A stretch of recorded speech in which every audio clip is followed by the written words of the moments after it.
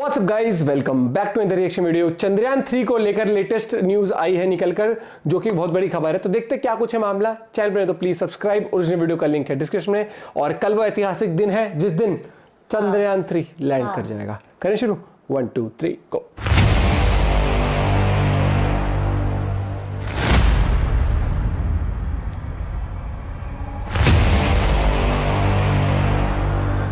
विक्रम ने कहा, धन्यवाद मेरे दोस्त, और इसरो ने रच दिया इतिहास। चंद्रयान ने वो कर दिखाया जो बड़ी बड़ी स्पेस एजेंसियां भी नहीं कर पाईं। इसरो चीफ ने मिशन को लेकर किया एक और बड़ा खुलासा और नामुमकिन को मुमकिन करने निकला हमारा चंद्रयान। दोस्तों, हम सभी इस बात को बहुत अच्छे से जानते हैं कि चंद्रयान 3 हमारे लिए कितना बड़ा और कितना महत्वपूर्ण मिशन है, क्योंकि इस मिशन के पीछे हमारे वैज्ञानिकों की कई सालों की मेहनत, सैकड़ों करोड़ों रुपए का बजट और सबसे जरूरी हमारे देश की साख भी दांव पर लगी हुई है। और अभी तक के मिशन को अगर देखें तो चंद्रयान 3 ने हमारे सर को एक पल के लिए भी झुकने नहीं दिया है। एक से बढ़कर एक मुश्किलों को भी हमारा ये अंतरिक्ष यान चुटकियों में पार करते हुए आगे बढ़ रहा है। इसी सिलसिले में चंद्रयान ने फिर से एक ऐसा कारनामा कर दिखाया है जिससे हम सभी भारतवासियों का सीना गर्व से फूला नहीं समा रहा है। लेकिन साथियों, सोचने वाली बात तो यह है कि अब वो घड़ी भी दूर नहीं है जिस पर आकर हमारा चंद्रयान 2 फेल हुआ था। इसरो चेयरमैन एस सोमनाथ ने लैंडिंग के बारे में अहम जानकारी देते हुए यह साफ कर दिया है कि अब आगे का सफर चंद्रयान के लिए सबसे ज्यादा मुश्किल होने वाला है। और इसी के चलते इसरो के कमांड सेंटर में मौजूद वैज्ञानिक 24 घंटे बिना रुके इस मिशन को सफल बनाने की कोशिश में जुट गए हैं। तो आखिर इसरो चीफ ने ऐसा क्या कह दिया कि इस मिशन को लेकर सिर्फ वैज्ञानिक ही नहीं बल्कि आम लोगों की चिंता बढ़ गई है।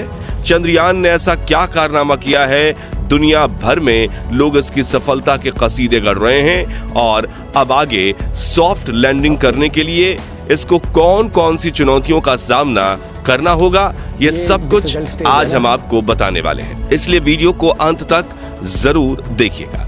दोस्तों, चंद्रयान 3 इस समय चांद की सतह के बेहद नजदीक है और इसका आखिरी पड़ाव यानी लैंडिंग प्रोसीजर स्टार्ट हो चुका है। इस सब की शुरुआत 16 अगस्त को हुई जब चंद्रयान को चांद के 153 गुने 163 किलोमीटर वाले 5वें और आखिरी ऑर्बिट में एंटर कराया गया। इसके बाद ये चक्कर पूरा करके अगले ही दिन यानी 17 अगस्त को इसके लैंडर और प्रपल्शन मॉड्यूल को एक दूसरे से अलग किया गया। ऐसा करने के लिए वैज्ञानिकों ने चंद्रयान के अंदर एक छोटा सा विस्फोट किया, जिससे दोनों हिस्सों को जोड़कर रखने वाला बोल्ट कट गया और स्प्रिंग से मिले एक धक्के की बदौलत लैंडर मॉड्यूल अपने प्रपल्शन मॉड्यूल को पीछे छोड़कर खुद आगे बढ़ गया। इसी दौरान लैंडर मॉड्यूल के प्रपल्शन मॉड्यूल को मैसेज देते हुए कहा कि यहां तक के सफर के लिए शुक्रिया मेरे दोस्त, और इस तरह अलविदा कहकर ये आगे अपने सफर पर निकल गया।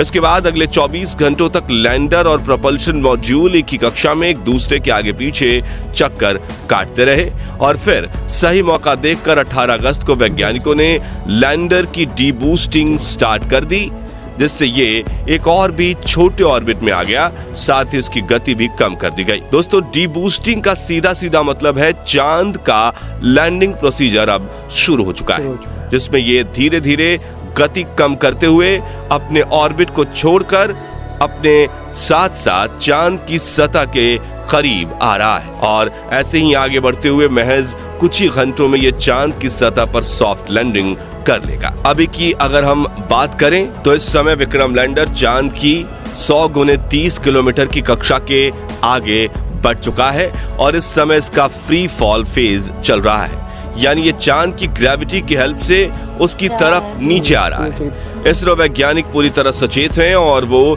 इस पर पल पल नजर रख रहे हैं और खबर भी ले रहे हैं। असल में वैज्ञानिकों को अच्छे से पता है कि चंद्रयान इस समय अपने सबसे क्रिटिकल फेज से गुजर रहा है और इसी को देखते हुए इसके सभी सेंसर्स और इंजन्स अब ऑन कर दिए गए हैं, क्योंकि इम्तिहान की वो घड़ी आ चुकी है जिसका हम पिछले करीब 40 दिनों से इंतजार कर रहे हैं।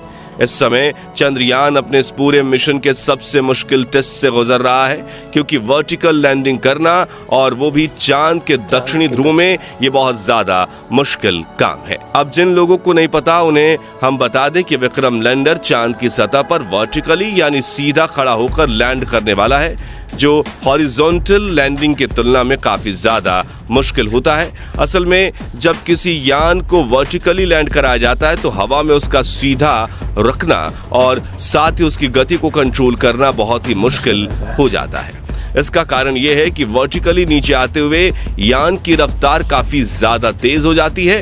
हालांकि पृथ्वी के मुकाबले चांद की ग्रेविटी 6 गुना कम है, लेकिन चांद का वायुमंडल बहुत ज्यादा पतला है, जिसके चलते यहाँ एयर रेसिस्टेंस ना के बराबर है और इसकी वजह से नीचे गिरते हुए किसी भी ऑब्जेक्ट की स्पीड काफी ज्यादा बढ़ जाती है।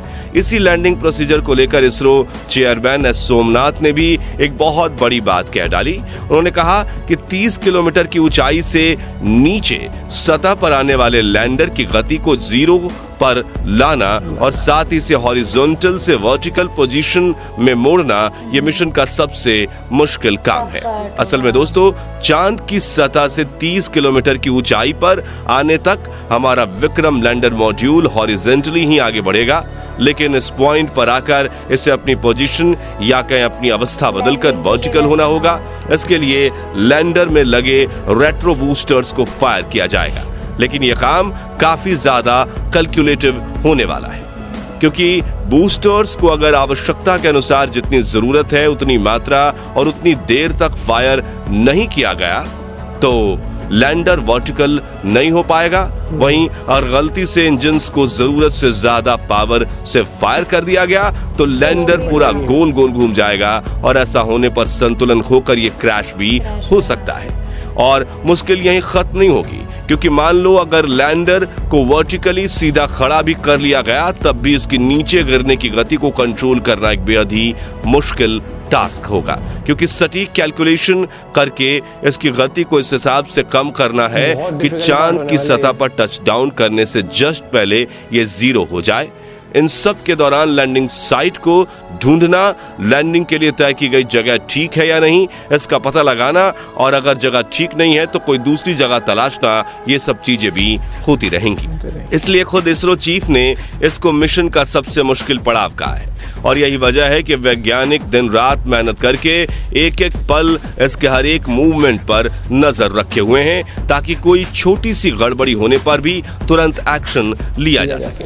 वैसे हमारे वैज्ञानिक पर हम पूरा भरोसा करते हैं कि जैसे उन्होंने मिशन के पिछले सभी पड़ावों को पार किया वैसे ही ये इस चैलेंज को भी पार कर लेंगे, क्योंकि एक तो हमारे वैज्ञानिक बहुत ज्यादा काबिल हैं जिसमें कोई शक की बात नहीं है, और दूसरा इनके पास चंद्रयान 2 के फेलियर का एक्सपीरियंस भी है। आपको बता दें, आज से 4 साल पहले चंद्रयान 2 का विक्रम लैंडर अपने लैंडिंग प्रोसीजर के दौरान ही क्रैश हुआ था।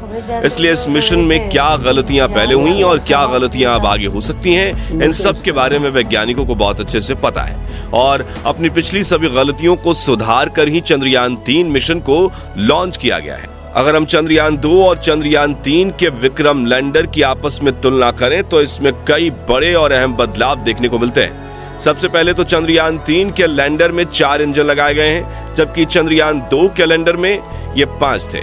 इस बार लैंडर की बेहतर बैलेंसिंग के लिए एक इंजन को कम किया गया है। इसके अलावा चंद्रयान की लेग्स जिन पर वो लैंड करेगा उनको भी पहले से काफी ज्यादा मजबूत मिलिट्री ग्रेड मटेरियल से बनाया गया है।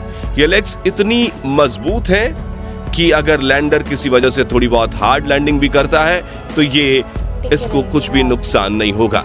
इसके अलावा इस बार लैंडर में लेजर डॉपलर वेलोसिटी मीटर यानी LDV और लैंडर हॉरिजॉन्टल वेलोसिटी कैमरा यानी कि LHVC जैसे हाईली एडवांस उपकरणों को लगाया गया है। लेकिन इस फिजिकल एस्पेक्ट्स के अलावा जो सबसे बड़ा बदलाव इस बार हमारे लैंडर में किया गया है वो है ऑन बोर्ड कंप्यूटर सिस्टम। दरअसल इस बार लैंडर के कंप्यूटर को एक बेहद ही एडवांस AI के साथ इक्विप्ड करके काफी ज्यादा स्ट्रांग बनाया गया है। यह सिस्टम इतना कैपेबल है कि बिना किसी कमांड के भी खुद अपने दम पर लैंडिंग को अंजाम दे सकता है। इसके सोचने और फैसला लेने की एबिलिटी को बिल्कुल वैसे ही डिजाइन किया गया है जैसे हम इंसान अपने दिमाग की मदद से सोच समझकर कोई फैसला लेते हैं। और इन्हीं सब चीजों के चलते इस बार चंद्रयान का चांद के दक्षिणी ध्रुव पर लैंड करना 100% तय माना जा रहा है। वैसे आप चांद की सरजमी पर भारत का झंडा लहराते हुए देखने के लिए कितने उत्साहित हैं, कमेंट करके जरूर बताइए। बाकी हमारी आज के इस वीडियो में बस इतना ही। वीडियो बहुत चीज़ें चेंज करी गई हैं, जैसे 5 इंजन थे 4 इंजन कर दिए गए, या फिर जो लैंड होगा, जिस तरीके जो लैंडिंग जो गियर है, मतलब इसके जो उसके इंस्ट्रूमेंट्स हैं जिन पे वो लैंड करेगा, वो मिलिट्री ग्रेड टफनेस है उनके अंदर। प्लस बहुत इंपॉर्टेंट पल है ये, जिसमें कि स्पीड किस तरीके से रखनी है और फिर हॉरिजॉन्टल से वर्टिकल लाना, उसको फिर आराम से उतारना है। तो ये बहुत ही पेचीदा मामला है, लेकिन नो डाउट इसकी भी इसकी प्रैक्टिस तो करी होगी उन्होंने डेमो वाइज। बट स्टिल जब एक प्रैक्टिस और जब फाइनल परफॉर्मेंस आती है ना, एक तो थोड़ा एक नर्वसनेस रहती है। लेकिन 24 घंटे होंगे ना उनके, कितने मतलब वैसे रहेंगे ना एकदम, आज शाम 6 बजे से लेकर कल शाम 6। लेकिन भैया ये पूरे देश की दुआएं हैं और पूरी दुनिया देख रही है, और ये बहुत ही ऐतिहासिक पल होने वाला है कल। तो अपने फ़ोन, टीवी, न्यूज़, हर जगह जहाँ पर भी हो सके ज़रूर देखना है। ये पल बहुत ही वो होगा, यादगार रहेगा। लाइव देखने की अलग अलग ही वाइब्स होती हैं, और इन जितनी भी वीडियोज़ आएंगी इससे रिलेटेड हम ज़रूर करेंगे कुछ आप लोग के लिए रिएक्ट करना उन पर। बाकी ये वो पल हैं जिसके अंदर as an Indian, as a human being हम प्रे करें कि भैया सब सही हो। बाकी वो कहते हैं दुआओं में भी ताकत होती है, वो वाली बात आती है। और जिस तरीके से हर एक चीज़ बताई गई है कि उसमें बहुत ही आराम से लाना है, क्योंकि एयर रेजिस्टेंस भी बहुत कम है वहाँ पर, वो क्योंकि जो उनका वो है वो वायुमंडल जो है बहुत ही वो है थिन लेयर का है हर एक चीज़। और बताया ना, जैसा एग्जांपल आप 60 किलो के हो तो वहाँ पर आप सिर्फ 10 किलो के होते हो, तो बहुत चीज़ों का फर्क पड़ जाता है, ये चीज़ तो है।